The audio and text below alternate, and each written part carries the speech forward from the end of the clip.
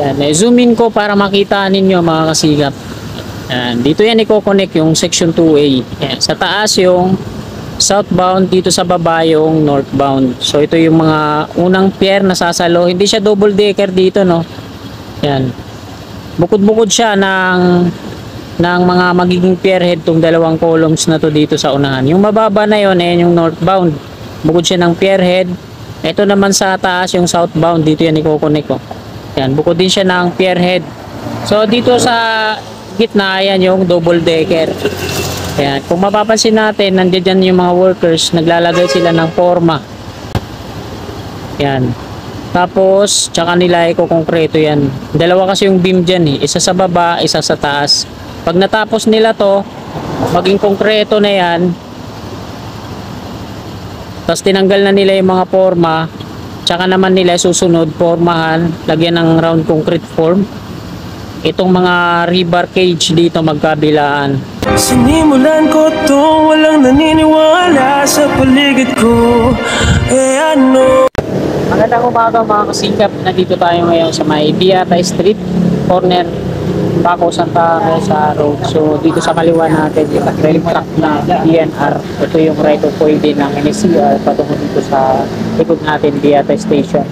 Tapos ito naman sa harapan natin yung mga madidemolish na kabayan na tatamaan ng right of way ng Skyway Stage 3, Section 2A. So ayun yung i-update ko sa inyo ngayon. Section 2A po tayo ng Skyway Stage 3. Let's go!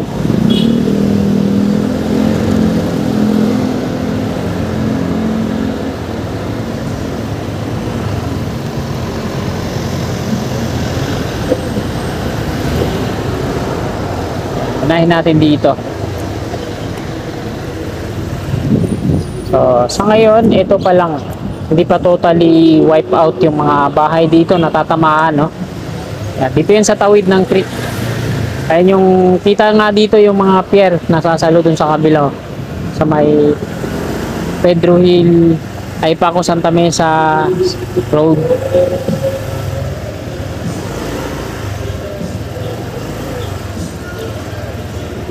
So ito hindi na, no? Hindi na matatamaan.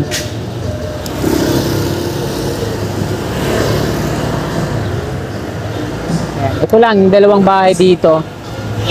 Wala nang bubong, wall na lang yung natitira. Tapos dito sa may kanto, mula dito sa may kanto hanggang dun sa dulo, may mga nakalagay na yan na tarpaulin, acquired government property nakalagay dito. Tinanggal na naman. Ayan, wala na mga bubong to hanggang doon sa dulo. Kasi dito po dadaan yan yung mga pier columns na Skyway Stage 3, Section 2A.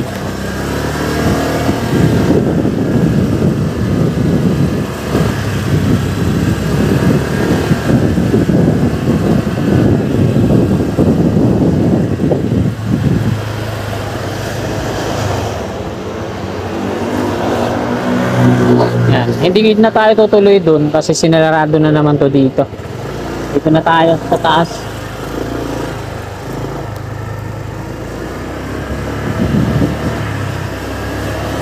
Dito sa kanan natin yung right of way ng NSCR.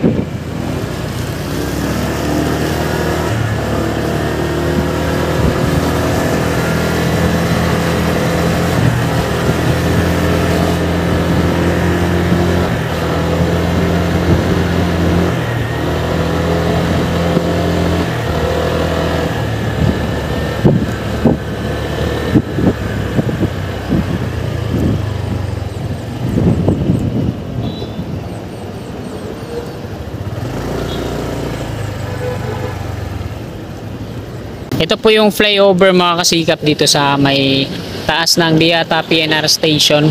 Ito din po yung magiging right of way ng NSCR. Bali, madidemolish po itong flyover na to. Sa ngayon, ginagamit pa naman siya. Yan, yung Skyway Stage 3. So, dyan po i-connect yung Section 2A. Ayan, yung bakante dun sa taas, southbound po yan. Dito sa baba, northbound po yan. Tapos, andyan na sila, mga workers na nagpoporma. Yan o. Pinupormahan na nila yung unang beam. Double decker po yan. Tapos sa taas, andun, sinisiksik nila ng rebars.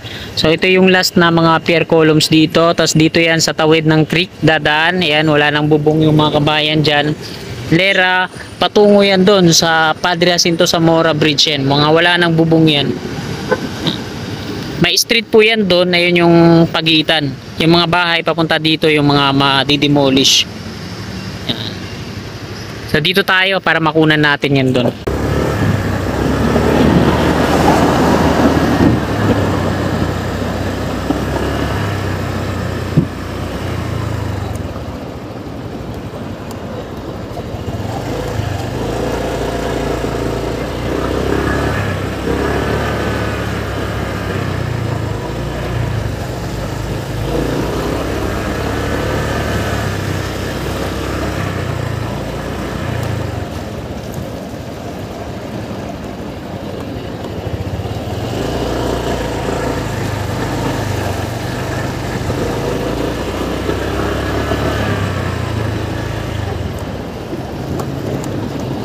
Yan, zoom in ko para makita ninyo mga kasigap.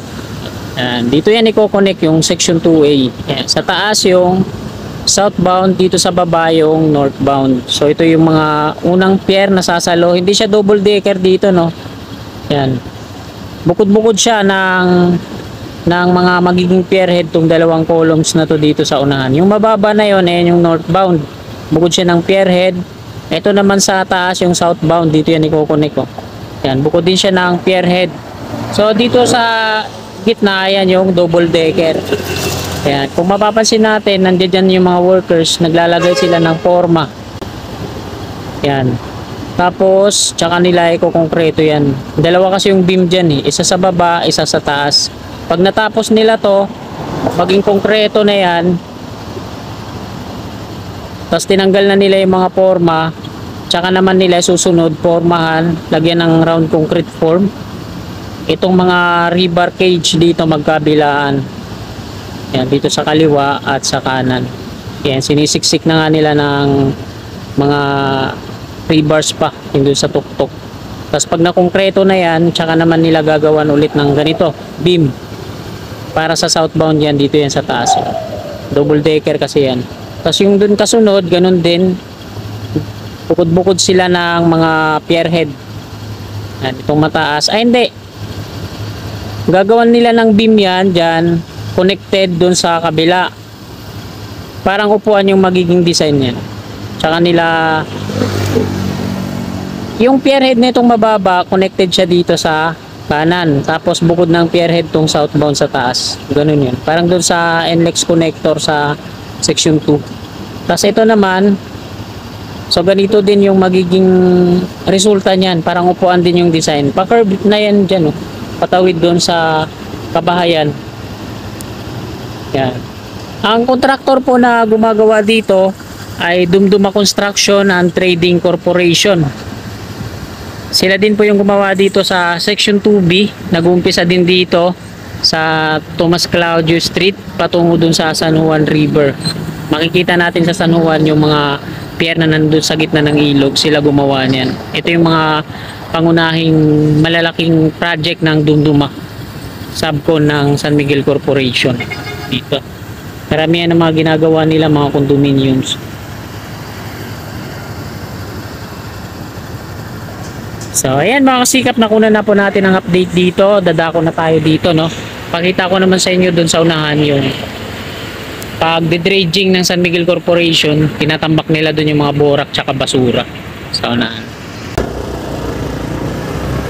Pas muna tayo. Di ko muna ipapakita dito sa may Biata PNR Station. Wala pa na mag-aanong progreso dyan. Diretso na tayo dito.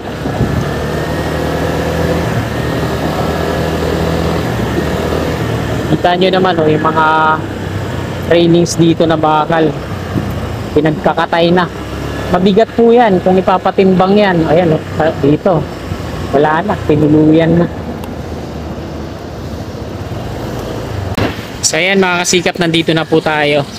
Wala pong mga workers na gumagawa ngayon dito. Andyan yung mga long arm excavator nila. Walang ginagawa ngayon. Kumpul-kumpul sila dyan at walang mga operator. Pati yung mga barge nila, yung sasakyan ng mga ganito, mga na-dredging nila, wala din. No? So ayan, payapa ngayon yung Ilog Pasig, walang gumagawa. Araw po ngayon ng Huwebes, ika-25 na po ng Setyembre tong 2025. Ayan, yung update natin ngayon dito. Ayan mga kasikap, hanggang dito na lang po itong video na to. Marami pong salamat sa inyong wala sawa at humpay na suporta. Bago nyo sana lisanin itong video na to, baka pwede naman po maglambing. Palike naman po. At sa mga willing sumuporta, subscribe na lang po ninyo ako. Magandang umaga. God bless. Bulatan ko lahat ng mga blanco pa